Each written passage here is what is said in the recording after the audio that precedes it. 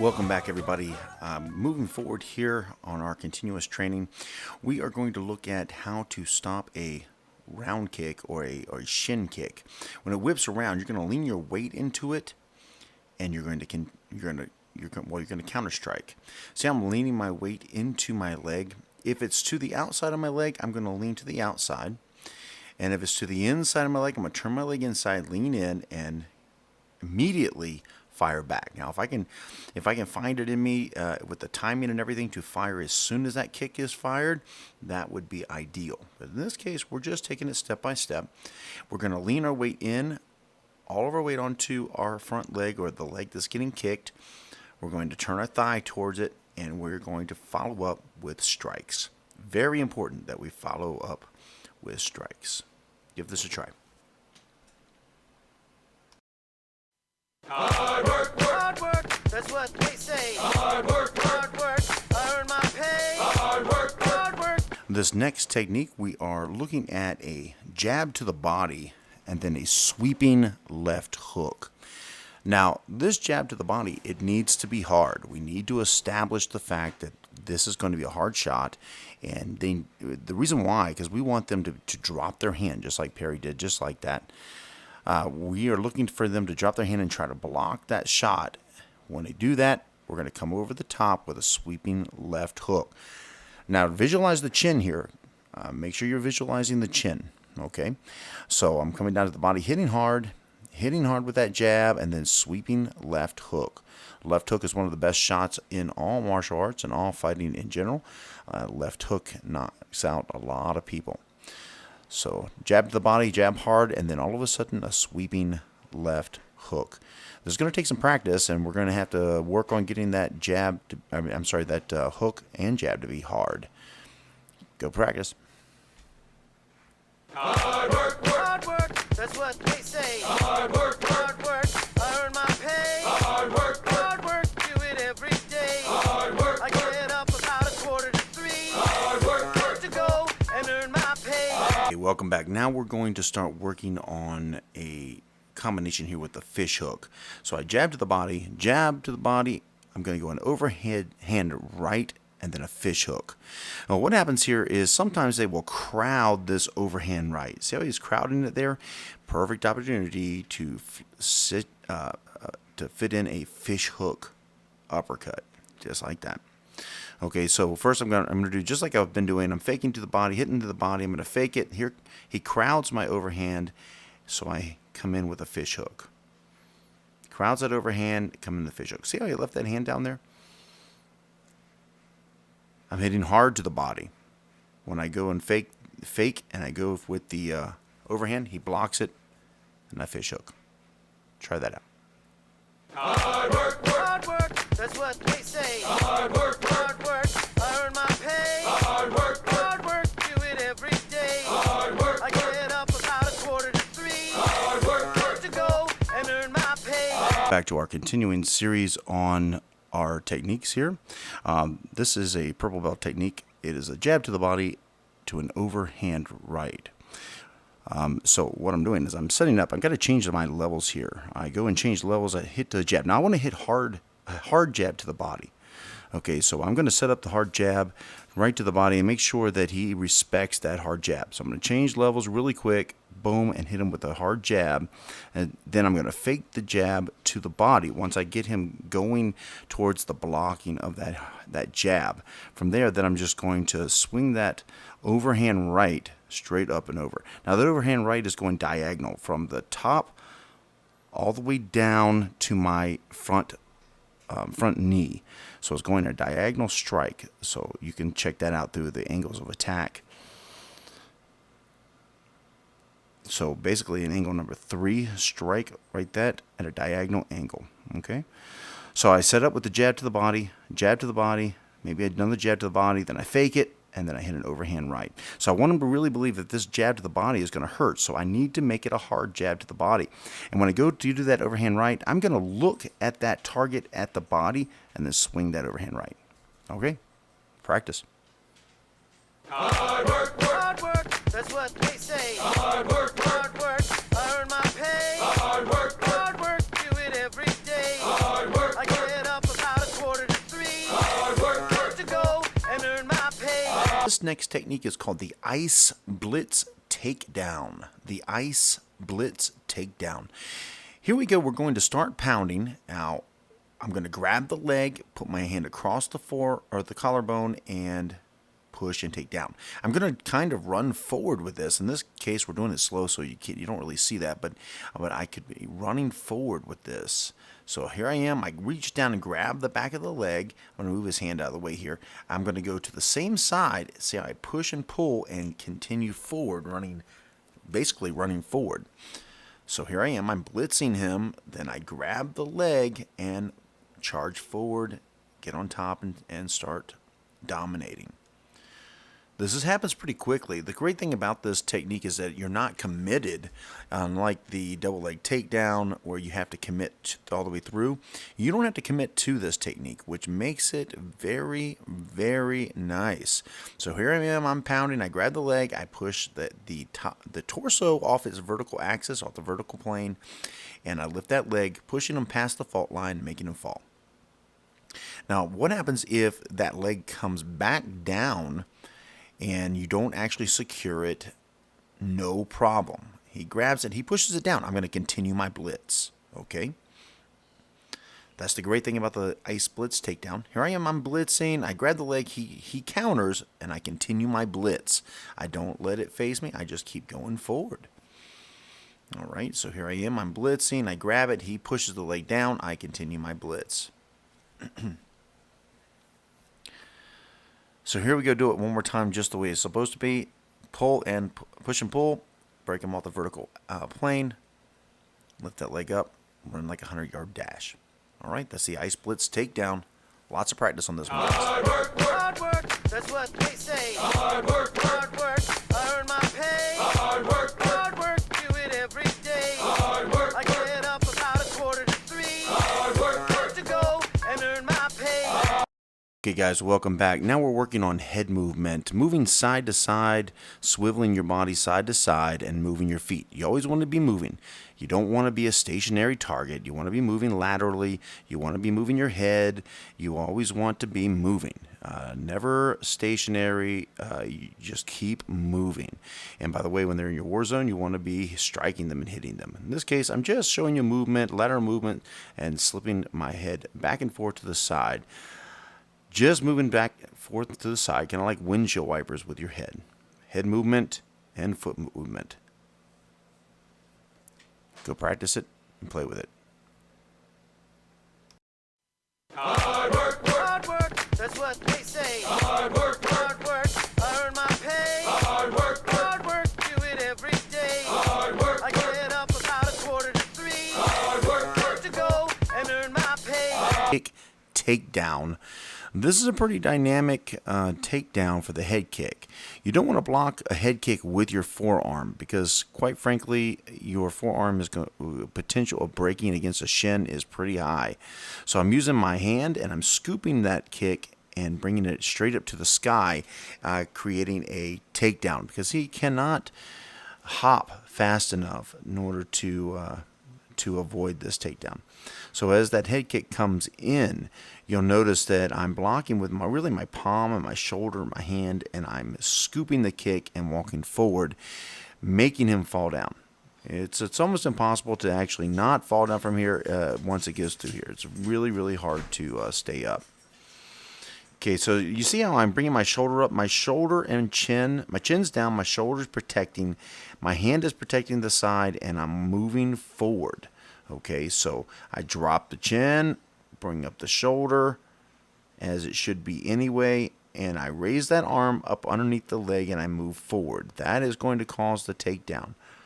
Very dynamic and very shocking to the person throwing that head kick. So that's the head kick takedown. Try it out. Hard work, that's what they say. Hard work, I earn my pay. Hard work, do it every day. Hard work, I get up about 2:45. Hard work, to go and earn my pay. Today we're looking at the shot stopper. One thing you'll notice here is that I change levels. It's very important. When they change levels, you change levels. I'm going to hit with that fish hook uppercut. Now, I'm going to finish off with moving laterally outside of that. Whenever someone's coming in directly for you, you don't want to just keep backing up. Backing up, they're going to run you over. You can't run fast enough backwards as they can forward. So as soon as they come in, you change the levels, you hit with that shot stopper, fish hook uppercut, and then you're going to move laterally, either one side or the other. You want to make sure that you are not moving straight back in this case. You just cannot move fast enough going backwards to avoid them. So as he changes levels, I change levels. I hit with that fish hook uppercut, and then I move laterally. Now, that right there is going to gain respect for you, and he's going to be very discouraged to take that shot. That's the shot stopper.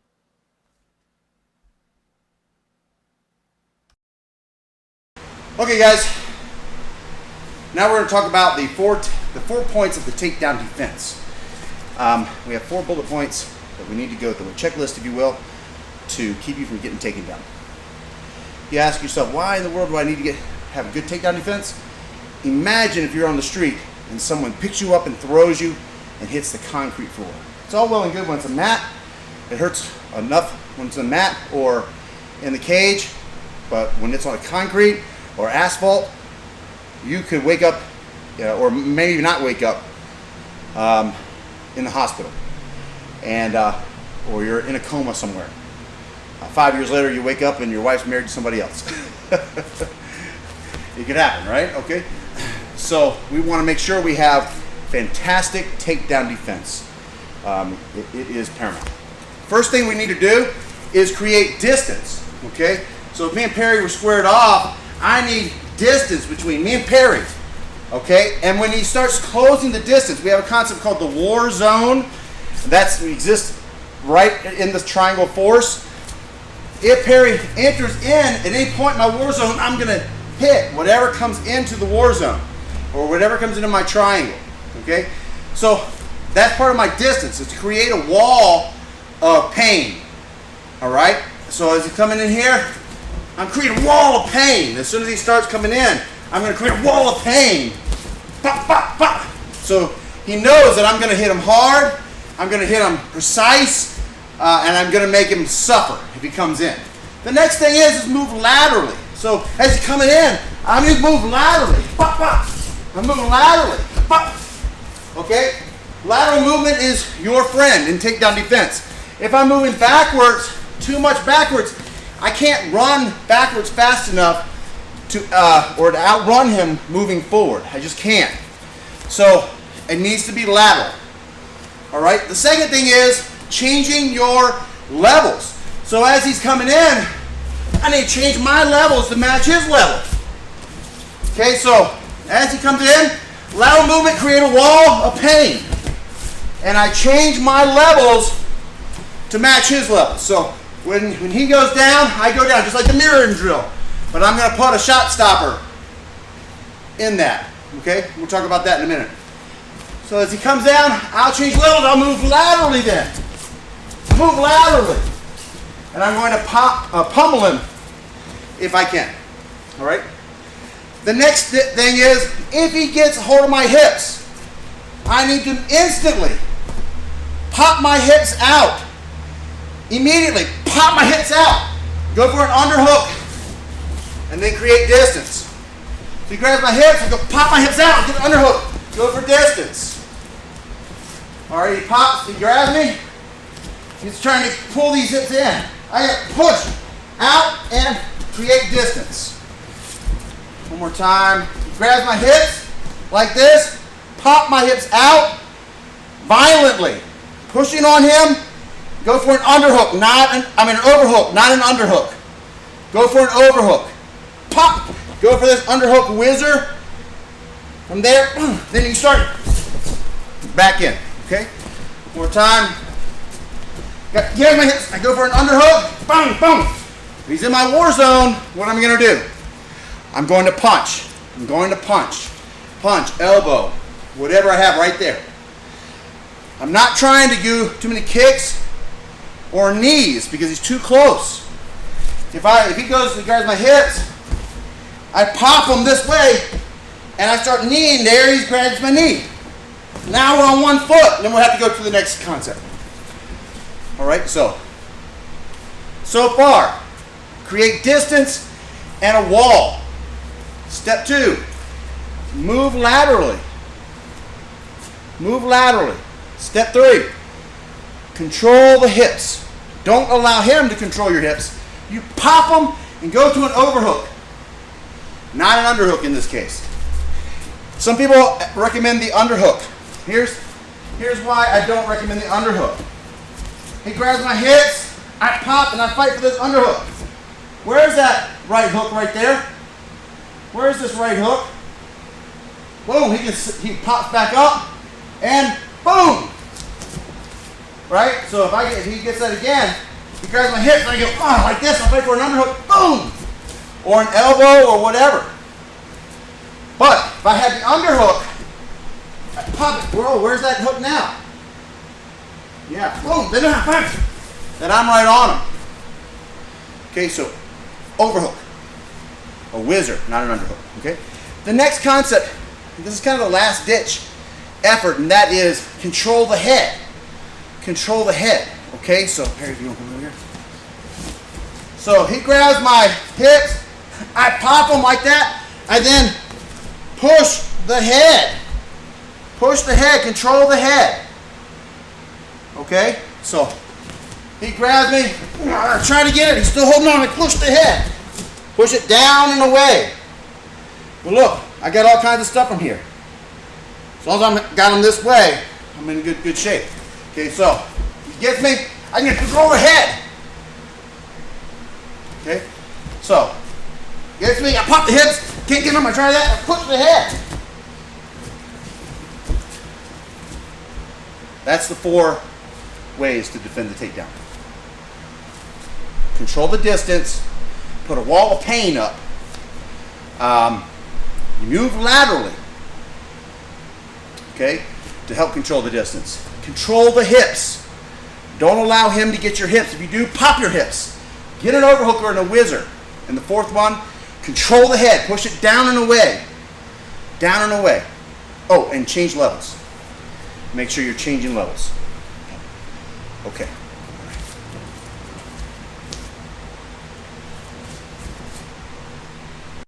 Hard work, that's what they say. Hard work, I earn my pay. Hard work, do it every day. Hard work, I get up about 2:45. Hard work to go and earn my pay. This next clip here, we're going to be talking about the one-armed tie clinch, just like that. That position I'm showing you there is called Walk Like an Egyptian. And it's enabling me to be able to change levels on him. I'm delivering uppercuts, I'm delivering a elbow strike, and then of course holding the arm and delivering a knee if that hand comes into play. See how uppercuts right there? This is a great way to control him, and I can deliver knee strikes if need be. Now if he changes levels, that Walk Like an Egyptian position it enables me to kind of keep a barrier there and feel if he's moving down, up, whatever he's trying to do. I grab that hand there if it's free, and then to continue to pound away. So as he comes in here, I get that one-arm tie clinch, perfect position for uppercuts. Grab that free hand if you need to, deliver elbows or whatever. If he changes levels, you change levels, okay? Very important. We've already covered that. So let's watch this again. As he comes through, I grab that Walk Like an Egyptian tie clinch. I'm going to deliver uppercuts. If he goes down, I go down with him. I'm going to deliver elbow strikes. Grab that hand if it comes into, if I need to. I'm going to show you how not to do this, okay? You don't want to bring your elbow up. See how it's up and over like that? I missed the elbow. He's going to shoot in and take my back just like he just did. So I'm tie clinching. I'm doing great, but I bring my elbow at an angle, an upward angle. And that upward angle is going to cause me some problems here, okay? He can slip right underneath there, take my back. I don't want to do that. I don't want to get slammed on the ground. Okay, so here I go with the Walk Like an Egyptian one-handed tie clinch, and I'm controlling everything in the right angles, exactly like that. Okay, go practice this. This is a very valuable tool. Hard work, that's what they say. Hard work, I earn my pay. Hard work, do it every day. Hard work, I get up about 2:45. Hard work to go and earn. continuing on with our training. This next thing is called the mirroring drill. Now, it's very important that we know how to change levels when our partner tries to shoot in. It's very important for our takedown defense in order to keep our hips from getting grabbed. Now, another thing about this is we are moving laterally at the same time. So they change levels. I'm going to move laterally. Okay, keeping distance. We'll go through our takedown defense steps on another video. But notice how Perry changes levels, I change levels, and then I move laterally. Now, if he's sitting up high, then I'm going to sit up high. He goes down low, I'm going to go down low. But regardless, I'm not going to settle or go backwards. I am going to move laterally around him. Okay, so we're making sure that we're continuing our movement and continuing our footwork, changing levels, and moving laterally. This is the mirror drill.